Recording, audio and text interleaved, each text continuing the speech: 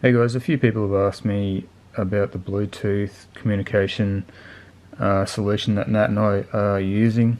So I thought I'd do a bit of a review on what we think of these units, what we've found to be the pros and cons of them. We've had these for a couple of years now.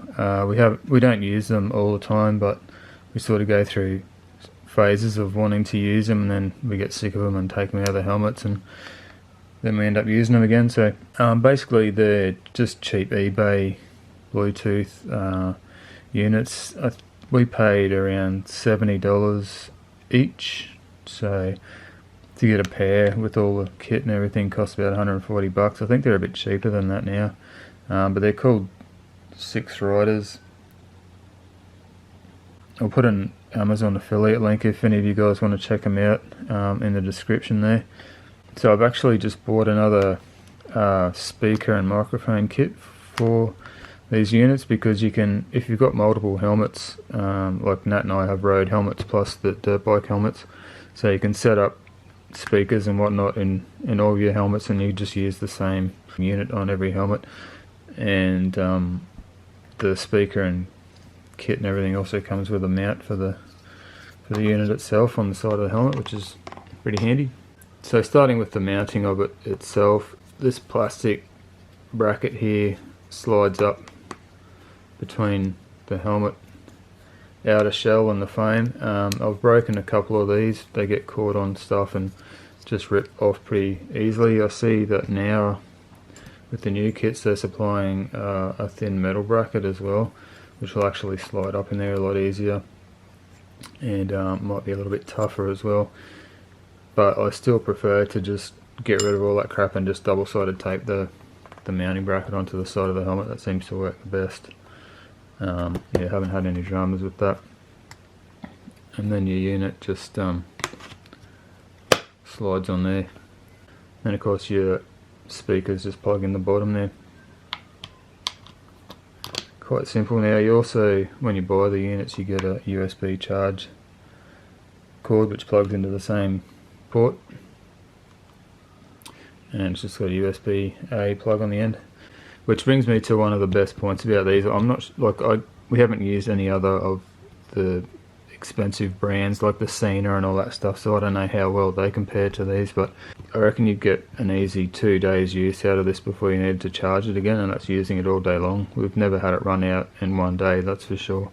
So you can, run it all day long and be chit-chatting away to each other, or using your mobile phone or whatever, and yeah, the battery will just keep going and going. They are quite simple to use once you get them paired.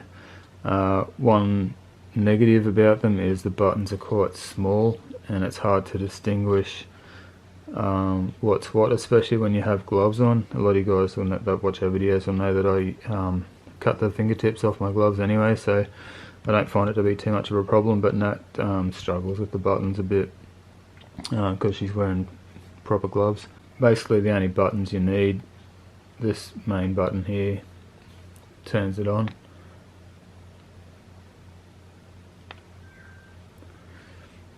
and if you turn both units on at the same time, they'll generally pair with each other. If they're already paired, they'll link up automatically, and the lights flash at the same time when they're paired. So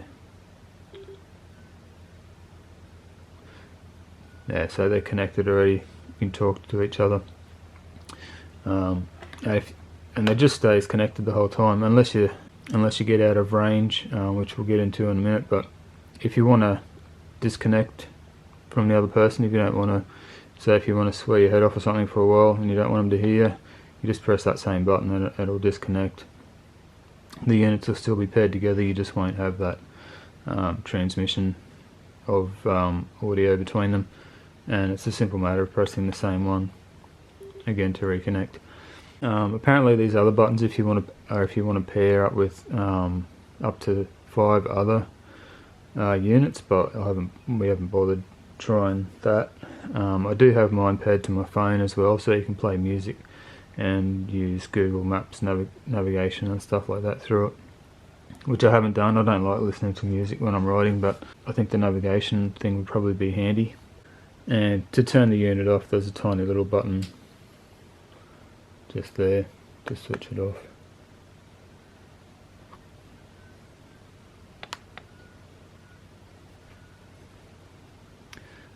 Your volume up and down are these two in the middle there. So the low one is volume up and the one up there is volume down. I'm assuming that's to make a phone call. I don't know, we haven't really used all the features of them, we only use them for talking to each other, basically. But yeah, with the range of them, in a straight line in the clear, you'll be able to easily get about 1 kilometre. I think they reckon 1200 meters for these, but Bluetooth obviously doesn't penetrate through obstacles very well, so you get into the trees, you get a bit of foliage in between yours, and the range really shortens quite quickly. Sometimes they'll reconnect automatically when you come back into range of each other. Sometimes they'll be a bit of a pain in the ass and you have to press the button a few times to get them to reconnect. I think they are actually splash proof as well, so it doesn't matter too much if you get caught in the rain. I think we have got these wet before and they've been fine. Not too sure about the speakers and the microphone. They wouldn't be waterproof, but yeah, these units themselves have been fine. So yeah, basically good range for what they are, good price, great battery life, and the downside is basically how hard it is to use the small buttons with gloves on. The speakers themselves, I mean, they're cheap, but they're okay.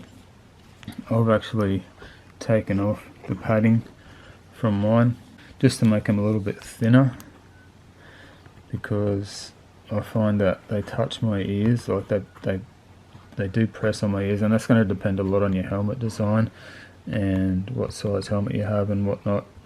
With Nat's helmet, she's got a lot thicker pads because it's a smaller size helmet, and they're actually recessed a lot more, so they don't touch her ears, they don't bother her. But my big Dumbo ears in there, it can get annoying after a whole day of. But yeah, when you get them, that's what they look like. You get double-sided Velcro to attach them into the helmet, and obviously one has a boom mic. You can get one with just a cord, a wire, so you can clip the mic on somewhere, but we got these ones with the boom mic, so it just goes behind the pad, and then the boom sort of keeps it there in front of your mouth. So yeah, if you're looking for something cheap and a bit basic, these units, I'd definitely recommend them. They work well for us. As I said, they're not perfect, but they do the job. Now I'll just quickly run over the GoPro setup that I've got now. So obviously running the Hero 7 Black, just with a homemade J-mount zip tied to the front of the helmet here. We have now started using an external mic with the GoPro, so this cord here is part of the mic adapter, the stupid GoPro mic adapter that they make you use, which I've just got mounted up in the front there. And then the Purple Panda microphone that I've got is plugged into that. Cord goes back up in here, big coil of wire back here, and then the mic is actually sitting right there next to the speaker, so that's how you guys can hear Nat when she talks over the comms. And it's good too, because having before I had that speaker mounted just behind this pad here, and it was quite loud, like it picks up a little bit too much voice. I found that it was popping and crackling a little bit because it was just too loud, but back here it's sort of a bit more muffled, and it's actually good. It gives you good volume for the talking, I find anyway. Anyway guys, thanks for watching.